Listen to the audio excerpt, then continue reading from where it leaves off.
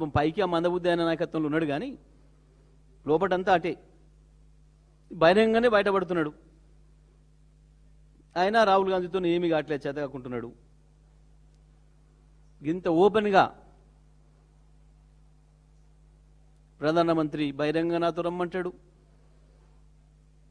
ఈయన అడగంగానే ప్రతి ఒక్క మంత్రికి ఇంటర్వ్యూలు ఇస్తారు.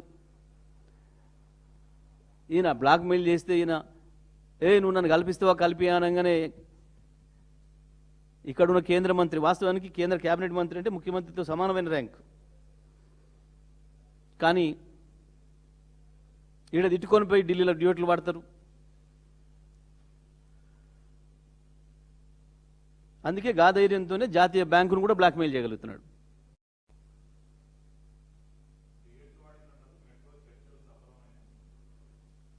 అదే కదా మేము చెప్పేది, డ్యూయెట్లే అంటున్నా.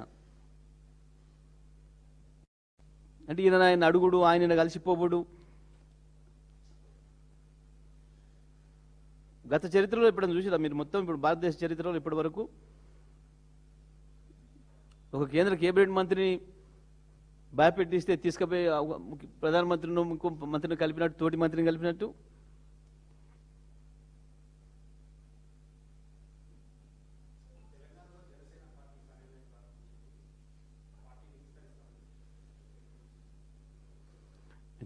ఒక్కనే భారతదేశం అందరూ పెట్టుకోవచ్చు, ప్రపంచం అందరూ పెట్టుకోవచ్చు, మాకేం పెద్దలు లేదు. దాన్ని చూడొద్దరు కాదని బ్రహ్మాండం కొత్తగా పెట్టేది ఏంది లేదా ఇంతమందిలకు?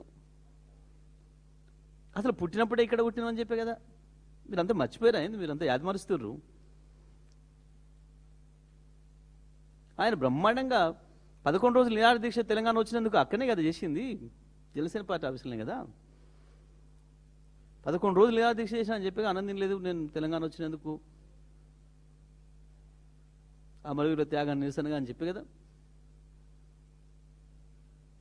ఈ కొత్తగా పెట్టినట్టు ప్రకటించుడేంది, మీరు మీరు మీరు ప్రచారం చేసుడేంది?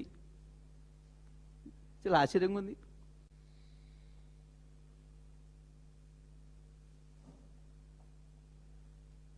నిజంగానే మీకు ఇలా కొత్తగా పెట్టినట్టు అనిపించిందా? ఉన్నదేనా ఎప్పంచో ఓటు ఏదో ఉన్నట్టు లేని ఉన్నట్టు సృష్టించి ఉన్నది లేనట్టు ఓ డ్రామా కంపెనీ పెట్టి ఆయన వస్తానంటే ఈయన ఆపినంటే ఎవడొస్తే ఎవడు అప్పుడైంది నాకు అర్థం కాలే. మేమే చెప్తాం ఉద్యమ సందర్భంగా, కేసీఆర్ గారే చెప్పిండ్రు, మేము అద్భుతంగా ఉపన్యాసాలు పాటలలో కూడా చెప్పినాం, రావచ్చు పోవచ్చు, రొయ్యలు అమ్ముకోవచ్చు, బియ్యం అందుకోవచ్చు అని చెప్తే కొత్తగా వచ్చేదేంది, ఇప్పుడు కొత్తగా పెట్టేదేంది? పుట్టి పెరిగిందే ఈడ, తిన్నదే ఈ తిండి, తాగేది ఈ నీళ్ళు, ఆ శరీరం అంతా నిర్మాణమైంది ఈ తెలంగాణ సొమ్ముతోని. కొత్తగా అయ్యేదేంది, కొత్తగా వచ్చేదేంది? ఎవడో తిక్కలోడు మాట్లాడతాడు తెలియలేక, ఈ రావద్దు ఆడికి రావద్దు అని, లేదా మ్యాచ్ ఫిక్సింగ్లో మాట్లాడుకుంటారు. ఇదంతా ఒక మ్యాచ్ ఫిక్సింగ్. మోడీ, చంద్రబాబు, రేవంత్ రెడ్డి, జనసేన ఇవన్నీ ఒకటే టీం, ఇవన్నీ కలిపి ఆడుతున్న నాటకాలు తెలంగాణలో. కొత్తది ఏది లేదు, ఒకటే థియరీ, ఒకటే సినిమా, ఒకటే కథ, రకరకాల సినిమాలు తీస్తారు గింతంత మార్చి. గా పద్ధతుల్లో ఈ డ్రామాలు తప్ప ఏం లేవు దీంట్లో.